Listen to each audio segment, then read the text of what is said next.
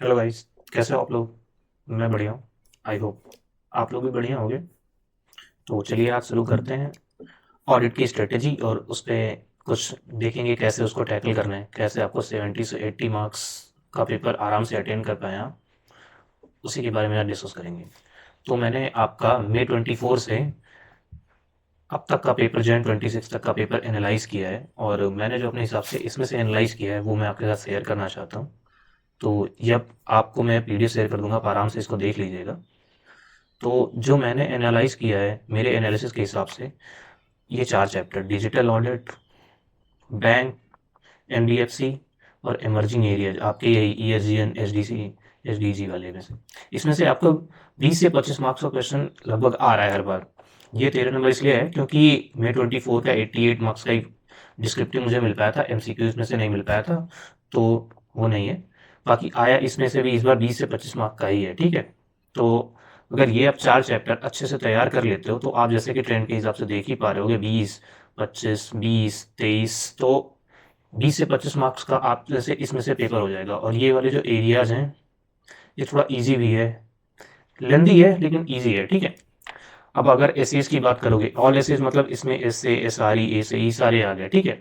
Plus risk assessment plus CARO plus section 143, अगर आप इससे मिला के देखें तो हर बार 50 से 60 मार्क्स के बीच में आराम से पेपर आया है। देखिए इसमें 63 आया है, इसमें 58 आया है, इसमें 59 आया है, इसमें 53 जो इस बार वाला हुआ है उसमें आया है। तो इसमें 50 to 60 मार्क्स का इसमें से पेपर बन रहा है, ठीक है। और अगर आप एथिक्स की बात करें तो एथिक्स में से 20 से 25 मार्क्स के आते हैं पेपर, ठीक है। तो इसमें जैसे इस वाले में 22 आया है, इसमें से 20 आया है, इसमें से आया 24, 23, ठीक है। अब हम अपने हिसाब से फिर देखते हैं कि और आगे इसमें से, ये तो हमने पास पेपर के हिसाब से देख लिया कि कौन कितना पोर्शन कवर करता है, ठीक है। आइए अब आपका स्टार्ट करते हैं एनालिसिस, किससे कितना कितना आएगा या कैसे जाएगा वो हम देखते हैं, ठीक है। अभी तक तो हमने देखा पेपर में क्या क्या पूछ रहा है, ये आपका जनरल है कि कितना क्या मार्क कवर करता है, ठीक है। तो अगर आप देखना चाहें तो S A S I S A और एस आर एस इन सबसे कुल मिला के 50 to 50 मार्क्स का पेपर बनता है, ठीक है। पर इसमें एक ट्रिक है, इसमें जो 50% के आसपास जो पेपर होता है ना, इनमें से जो आता है जैसे 50 to 55 मार्क्स ये कवर करते हैं, तो इनमें से 50% पोर्शन जो है वो आपका तो ईजी होता है, ठीक है। ईजी होता है, थोड़ा डायरेक्ट भी आएगा। लेकिन जो अदर 50% वाला पोर्शन होता है, जैसे आपका 20 से 25 मार्क का, वो आपका पेपर टफ आता है, वो आपको, ठीक है। और अगर आप प्रोफेशनल एथिक्स और बाकी सारे चैप्टर्स की बात करें तो उसमें से 50 to 55 मार्क्स का पेपर आपका बनता है, ठीक है। पर इसमें से आप देखेंगे, अगर इसमें से देखना चाहें तो इस ये जो पोर्शन है इसमें से 70 to 80% जो क्वेश्चन आते हैं ना एग्जाम में, वो आपके डायरेक्ट पूछते हैं। जैसे आपके बुक में दिया हुआ है क्वेश्चन वैसे ही उठा के वहाँ पे पूछेंगे, तो वो थोड़ा सा ईजी होता है आपको कंपैरेटिवली करना, ठीक है। और इसमें जो ऑलमोस्ट 20 to 25% जो है वो थोड़ा टफ आता है, कभी केस बेस बन के आता है या थोड़ा ट्रिकी पूछ लेंगे, ठीक है।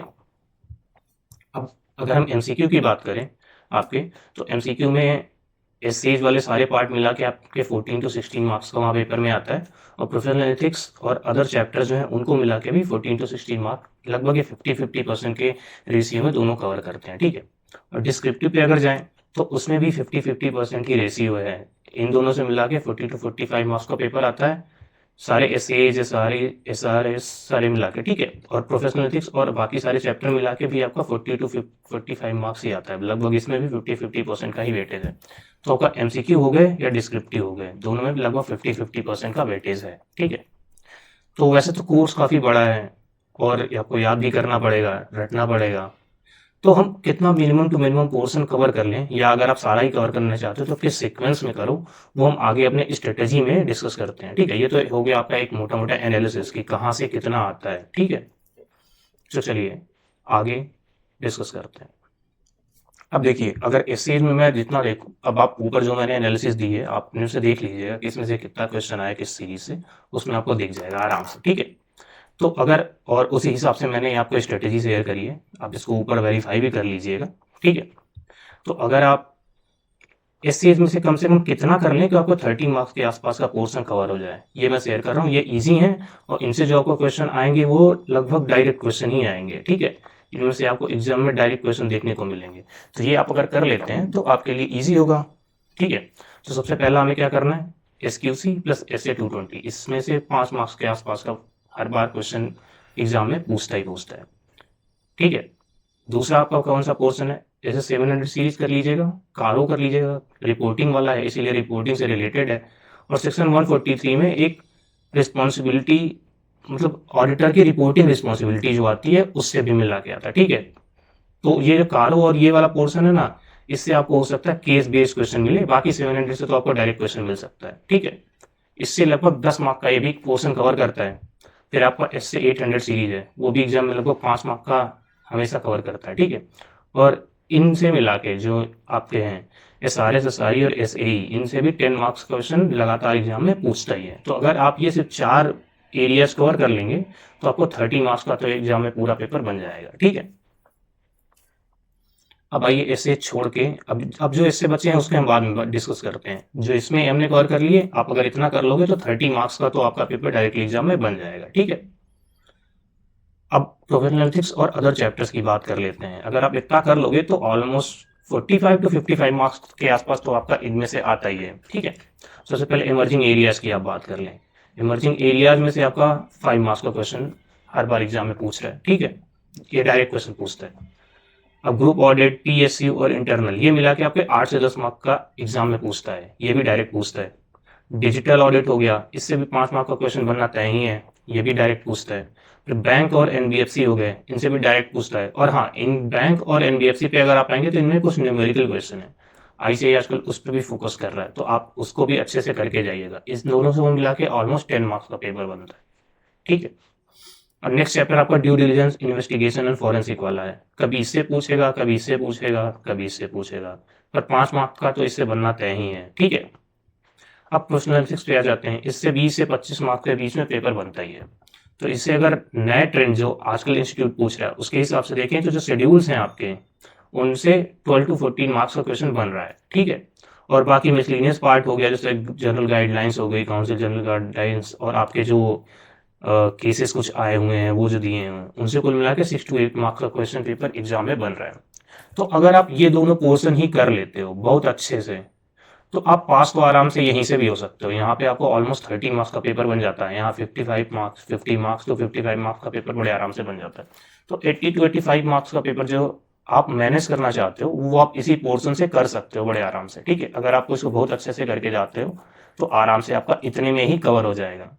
पर अगर आप मतलब आपके पास अगर और टाइम हो और आपको और करने का मन हो, अपने आप को एकदम फुल्ली सिक्योर करना चाहते हो और ज़्यादा, ठीक है, तो फिर नेक्स्ट पे आ जाइएगा।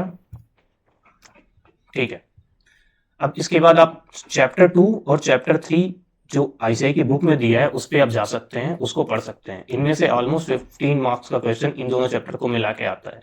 और मैंने एसेज भी लिख दिए हैं, इनमें कौन कौन से कवर है। इनमें बेसिकली आपको एसेज ही पढ़ने हैं, इन दोनों चैप्टर्स में जो है उनमें एसेज हैं, चैप्टर 2 में और चैप्टर 3 में ICAI की बुक में।